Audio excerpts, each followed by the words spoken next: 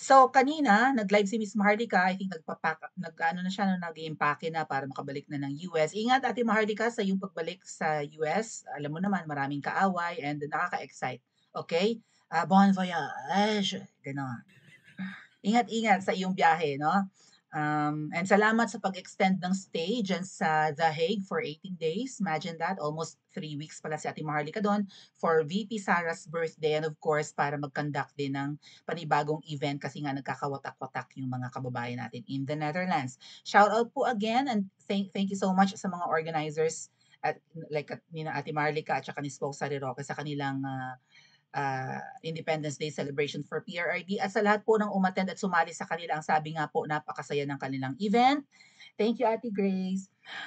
Napakasaya ng kanilang celebration, hindi ba? Unlike doon sa celebration ng iba na may sariling celebration yung iba. Anyway, hayaan na natin. Hindi po talaga pwedeng pagbuklurin ang langis at tubig, mga kababayan. Lalo't sabi ni Miss Maharlika, peke naman yung pakikipagbati ng ibang mga nandun sa the Netherlands. May pagyapos-yapos, may paghingi ng sorry, no, nagkita-kita, pero peke pala, kaplastikan indeed. Sabi nga ni Miss Maharlika, hindi matatapos ang usaping ito at binabalaan nga niya yung babaeng naging cause ng kaguluhan sa The Hague na huwag ng tutungtong doon. Subukan daw niyang tumungtong doon at of course, ang pwede lang magreyna-reynahan kasi doon si Ma'am Hanilet Avancenia and si Ma'am Elizabeth Zimmerman Duterte. Yung isang iskabetche na hindi naman announced, di ba? Publicly ni PRRD na siya ng panibagong apple of the eye or bagong jowa, huwag kang bida-bida. At bakit nananabutahe ka raw dyan? Pakikinggan natin mamaya mga kababayan si Miss Maharlika sa kanyang sa kanyang babala kay girl. Kasi okay, yun nga rin pala mga kababayan, kaya parang okay lang din sa akin na nung nalaman ko, again ha, last year pa naming alam kung ano ang role nitong si Viva Hot Babe sa buhay ni PRRD. Kasi nga tapos naman na ang term ni PRRD, yung may trabaho siya noon kay Tatay Digong, being part of the administration. Sabi nga ng iba sa inyo, nurse siya, hindi lang po yata nurse. Hindi nga yata siya nurse eh. May iba siyang role, okay? And parang tinanggap din namin na, ito pala yon, ito pala yung another girl na napaibig kay PRRD. Nakakatuwa naman. Poging-pogi talaga si Tatay Digong. Oh. Malakas ang karisma sa babae, di ba? So, naaaliw pa nga kami. In fact, mataas nga ang aming paggalang kay girl. Na-meet ko na kasi yan in person. So, kaya ako nga binate kasi alam ko na special siya sa buhay ni PRRD. Kaya okay lang na siya ang panibagong girl. Katulad niyan, Muslim naman talaga si PRRD. May dugong Muslim, Maranaw ang nanay. So, part ng kanilang tradisyon ang nagmamahal ng, 'di ba, ng higit pa sa isa hangga't kaya nilang buhayin. So, parang tinanggap namin na siya yung bagong nagpapatibok sa puso ni Tatay Digong. Pero ang hindi katanggap-tanggap ay ang kanyang pambababoy di umano kay PRRD according to Miss Maharlika. Ang tingin ko nga diyan mga kababayan, kasi binanggit na rin ni Miss Maharlika nung mga nakaraang vlog na ipinapakita ni girl yung mga private photos nila with at saka intimate photos nila ni PRRD. So sabi ko baka may mga pictures sila na naghahalikan, nasa laptop ni girl, tapos mga nagyayapusan o kaya katabi sa pagtulog, baka mamaya topless silang pareho, di ba? Mahigpit ang yakap sa kanya ni Pangulong Duterte, jowang-jowa ang dating. Ipinapakita niya kung kani-kanino sa dahig, nakita ni Miss Maharlika na ganun yung ginagawa ni girl. So siguro, she wants attention, she wants recognition, di ba? She wants power. Ito, kung ano man yung mai-offer sa kanya in return na siya pala ay espesyal na tao at babae sa buhay ni PRRD, ay marami siyang mapapala. Okay lang sana kung maka-Duterte ang mga, 'di ba, hahanga sa kanya or mag-a-approach sa kanya para maging mapalapit din kay Tatay Digong. Say for example, isang OFW sa kung saan man na nalaman na itong si Viva Hot Babe ay ano pala, jowa ni PRRD. So, pwede bang sasabihin niya, pwede bang kunin ko ang number mo? Ilagay ko sa sa aking notes. May naalala na naman, Akes. Sandali lang po. Kaya mag-subscribe kayo sa Princess Maui 2 para malaman nyo yung aming mga cheka-cheka.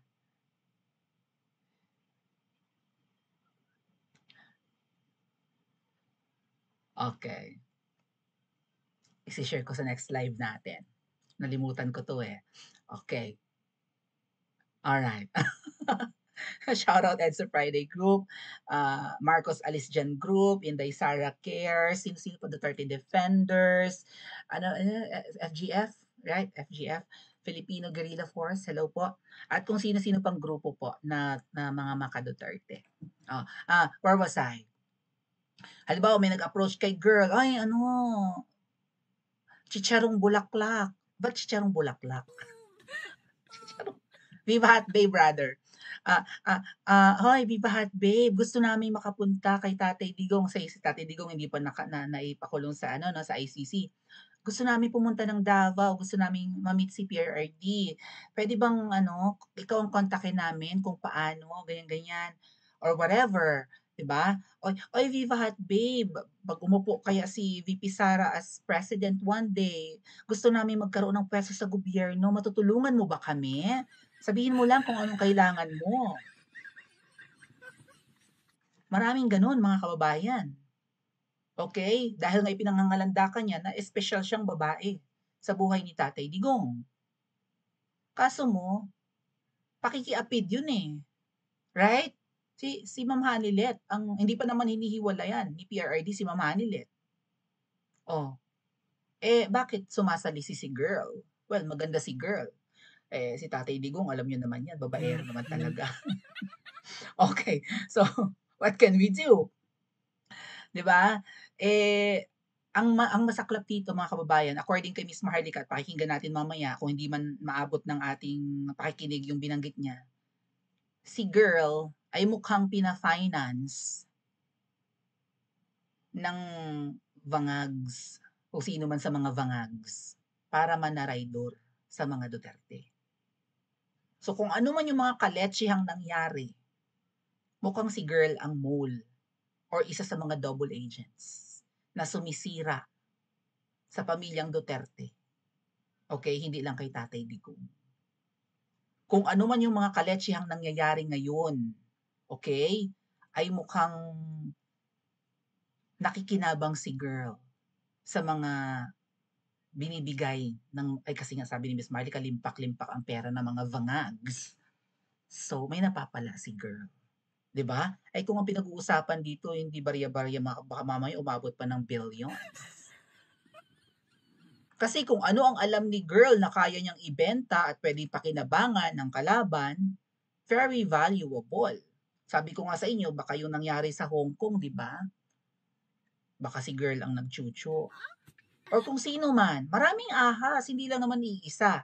Okay? Pakinggan muna natin si Miss Maharlika, mga kababayan, sa kanyang pagbibigay ng babala dito sa babaeng, sabi ko nga babaeng ahas din. Pero syempre, isa lang ang pinakamalaking anaconda na putot naman in person, babaeng ahas. Isa lang naman. So tawagin na lang natin siyang si Viva Hot Babe, aka Chicharong Bulaklak. Grabe naman yung Chicharong Bulaklak. Okay. Go ahead, Miss Maharlika.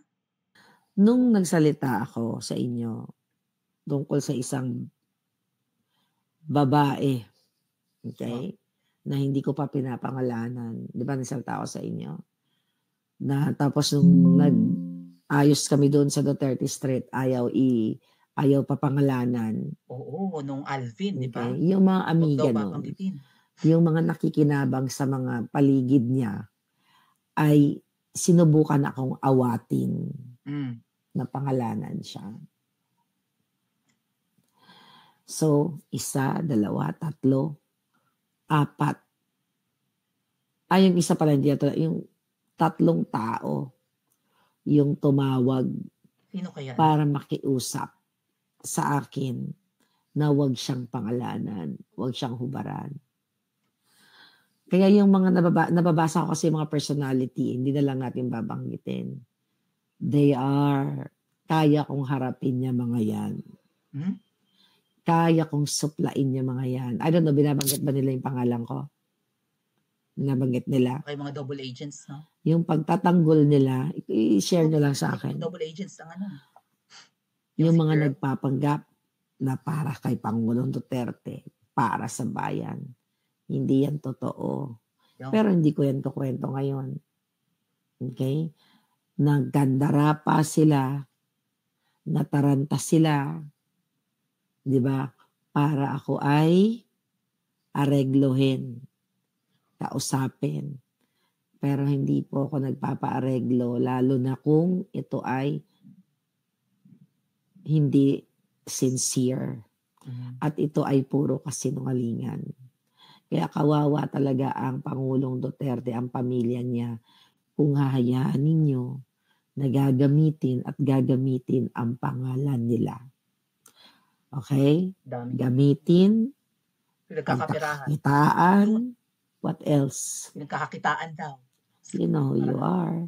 Merch? Okay? Ano ba? Ano ba hindi ko alam? Sabi ni Senisi, narinig ko yan sa Duterte Street. Do you think susunod ako na hindi ko babanggitin? Darating tayo dyan. Pero ngayon, ay nag-e-enjoy na lang tayo. Yung mga nakikita nyo sa tingin nyo, peke naman talaga yan. I have a first-hand information.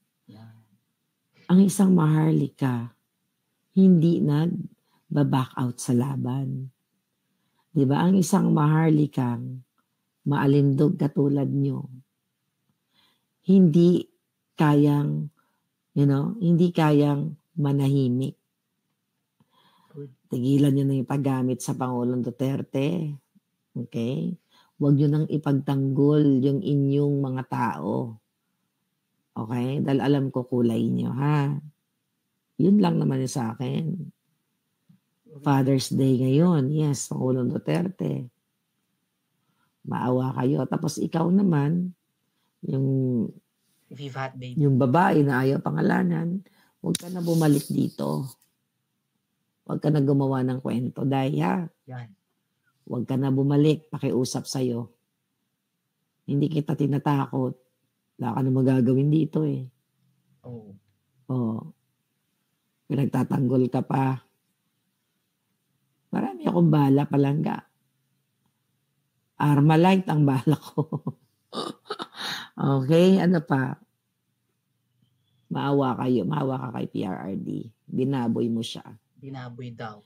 Hindi ko mapapatawad yung ginawa mo. Pinapakita ngayon. Huwag ka na bumalik.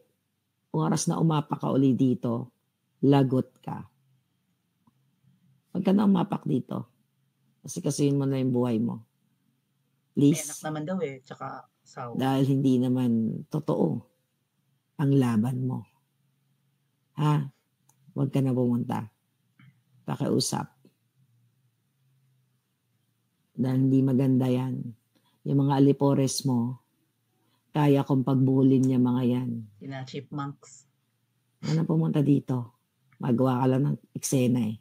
Pati yung mga DA. Ikaw lang nagpapalala ng sitwasyon. Okay? Yun lang.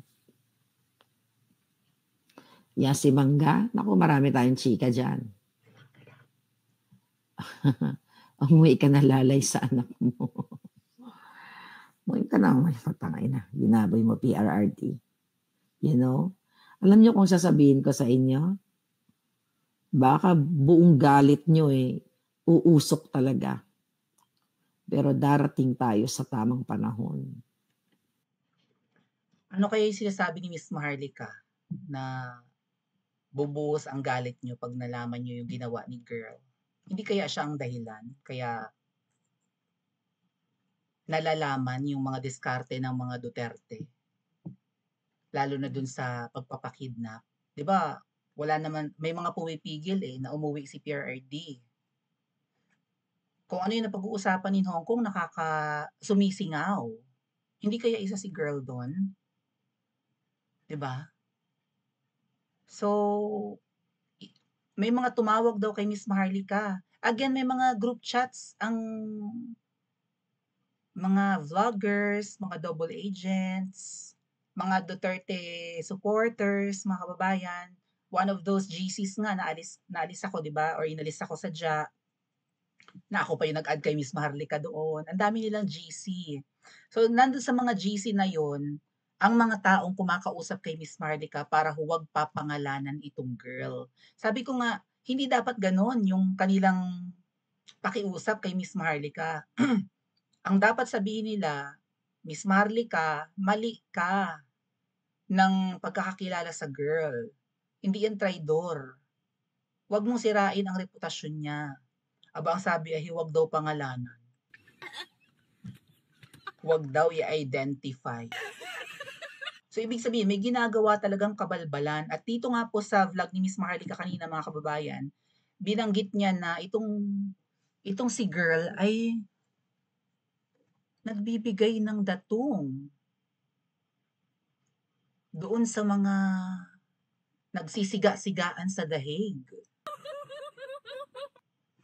Kaya ang mamaldita kasi may ambag si girl. At tapos si Miss Maharlika wala raw ambag kaya lalo nang umattitude yung mga vlogger sa dahig. Dahil sa babaeng ito. Kung kayang isabotage ni girl, siguro nga dahil sa utos ng mga bangag, at kung sino man ang, 'di ba, nagbibigay kay girl, may mukhang ganun ang gustong iparating ni Miss Maharlika eh. May napapala si girl na limpak-limpak sa mga bangag. At kung ano yung iutos, ginagawa ni girl. Kung nasabotahe ni girl ang mga rallies at ang mga Pilipinong pumupunta diyan sa dahig, siguro para kumonte na lang at ipakita sa ICC na wala namang nagmamahal diyan. Hindi naman mahal ng mga Pilipino yan. Yun siguro yung dahilan 'no, kaya gusto nila watak-watak at nagkakagulo yung mga nagtitipon-tipon diyan sa malapit sa ICC. Kung nasabotahe ni girl ang dahig, anong sabotahe ang ginagawa niya sa Pilipinas? Nasa Pilipinas yung girl. Ay kita ko may pictures ito with the double agents. Bakit niya nilapitan ang mga double agents? Or bakit siya nilalapitan ng mga double agents? Ano ang kanilang mga conspiracy na ginagawa? Oh. At ngayon mukhang si Miss Maharlika na ang target, hindi na ako. Kasi pipitsuging vlogger ako eh, no? Oh. Again mga kababayan, ano kaya ang ginagawa ng girl na ito? At ano ang ikinukumpas kung meron siyang napapala sa mga bangag? Pa-comment niyo po sa comment section at mag-like and subscribe din po kayo.